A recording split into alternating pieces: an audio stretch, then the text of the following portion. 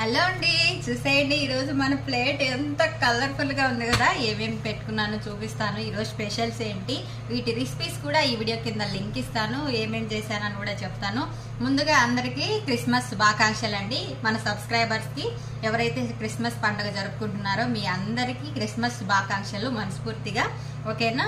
ఈరోజు మన ఇంట్లో స్పెషల్ చూపిస్తాను చూడండి. ఇది నేను భోజనం నేను పెట్టుకున్నాను తినడానికి. మటన్ ఫుగ్గా అనమాట, ఫుగ్గా రైస్.